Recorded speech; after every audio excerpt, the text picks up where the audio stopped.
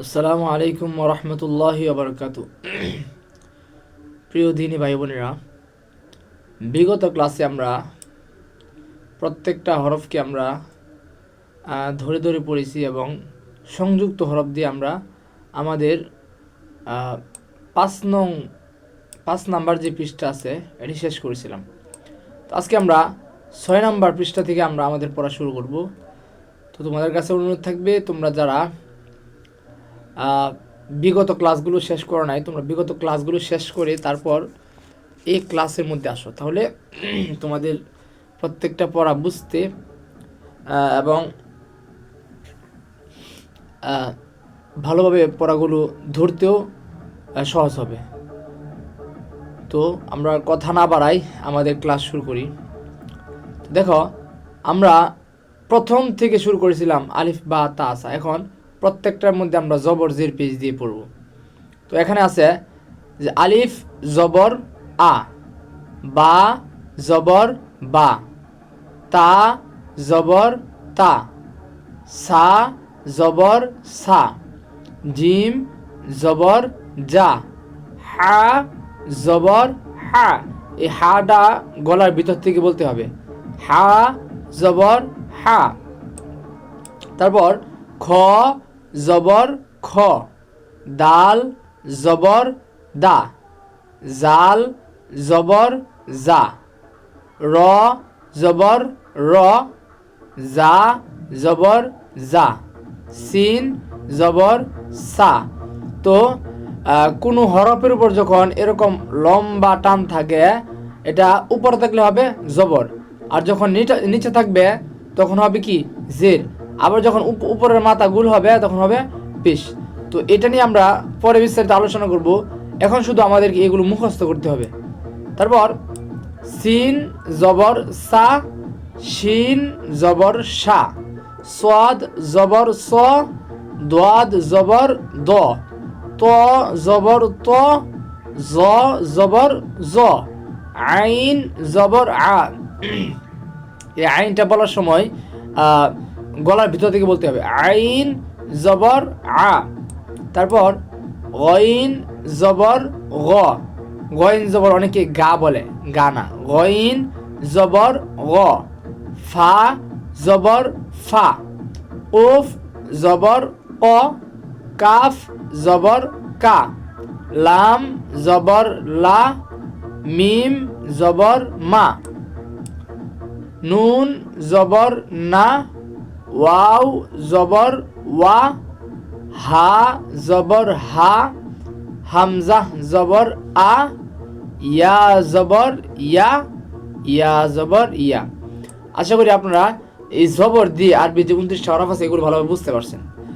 তো প্রত্যেকটা কথা, একটা জিনিস মনে রাখবেন, প্রত্যেকটা হরফ এরকম যে আমরা যখন যারা বাংলা রিডিং পারি অথবা ইংরেজি রিডিং পারি, আমাদের ক্ষেত্রে আমরা যদি বেসিকের দিকে তাকাই, তো দেখবেন যেই বাচ্চাটা অথবা যেই শিক্ষার্থীটা রিডিং পারে, তো তার জন্য তার কিন্তু প্রথম ধাপ হয়েছিল যে এই যে ছোটো ছোটো 2 অক্ষর 3 অক্ষরের যেই লেটারগুলো আছে এগুলোকে একসাথে করে করে উচ্চারণ করা। তো ওই নিচের যেই ফাউন্ডেশন, এটা যার ভালো হবে তার উপরের দিক দিয়ে ভালো হবে, অর্থাৎ উপরের দিক দিয়ে পড়তে সহজ হবে। আর নিচের যে ফাউন্ডেশন আছে এটা যদি ভালো না হয়, তাহলে উপরের যেই রিডিং এগুলো সে ভালোভাবে পারবে না।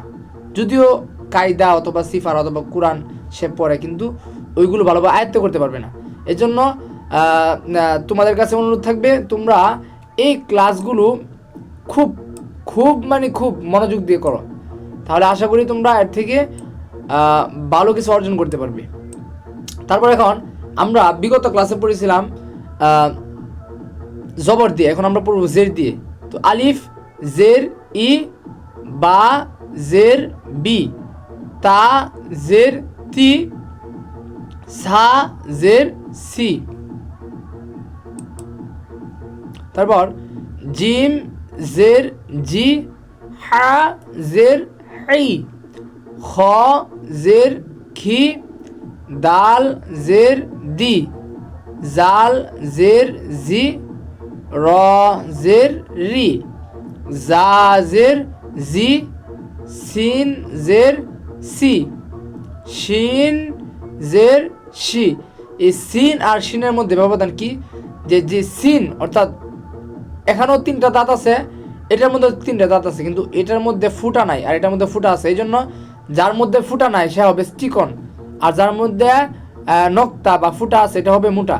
যেমন সিনজের সি, আর এটা হবে কি শিনজের শি, সোয়াজের সি, দোয়াজের দি, তোয়াজের তি, জজের জি, আইনজের আই, তারপর কইনজের রি, ফাজের ফি, কফজের ই। এই কফ বলার সময় মুখের মধ্যে একটু কফ এরকম ধাক্কা দিয়ে পড়তে হবে। কফ জের কি, কাফ জের কি। আমরা অনেক সময় এই কফ আর কাফ অনেক সময় গুলিয়ে ফেলি, সাবধান।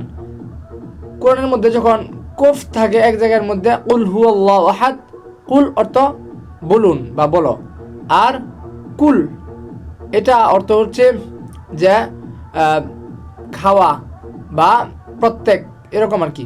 তো দেখেন এই কাফ আর এটা কফ, তাহলে কফ জের কি, কাফ জের কি, লাম জের লি, মিম জের মি, তারপর নুন জের নি, ওয়াও জের উই। আমরা ওয়াও জের উই এটা অনেকে অধিকাংশই উচ্চারণ করতে পারে না। তো এটা বলার সময় মুখ গুল করতে হবে কিভাবে, ওয়াও জের উই, ওয়াও জের উই, তারপর হা জের হি, হামজা জের ই, ইয়া জের ই, ইয়া জের ই। আশা করি আপনারা বুঝতে পেরেছেন। তো ইনশাল্লাহ আগামী ক্লাস থেকে আমরা এর পরের যে অংশ আছে এগুলো পড়বো। তো আপনার কাছে অনুরোধ থাকবে, এখনও যারা চ্যানেলটা সাবস্ক্রাইব করেন নাই সাবস্ক্রাইব করেন, এবং এই ক্লাসগুলো অন্য যে বন্ধু আছে অথবা সহপাঠী আছে তাদের কাছে পৌঁছে দিবেন। এর মাধ্যমে আমরা অন্যরা যেন কোরআন পড়তে পারে, শিখতে পারে, অন্যকে শিখাইতে পারে, এবং কোরআনে যে আল্লাহ পাক রব্বুল আলামিন বিধিবিধান দিয়েছেন সেগুলো মানতে পারে। এই জন্য অন্যের কাছে এই ক্লাসগুলো বলবেন যে কোরআন শেখানো হয়, তুমিও ক্লাসটা ইচ্ছা করলে করতে পারো। তো আশা করি আপনারা বুঝতে পারছেন। আজকের ক্লাসটুকু এই পর্যন্তই। আসসালামু আলাইকুম ওয়া রাহমাতুল্লাহি ওয়া বারাকাতুহু।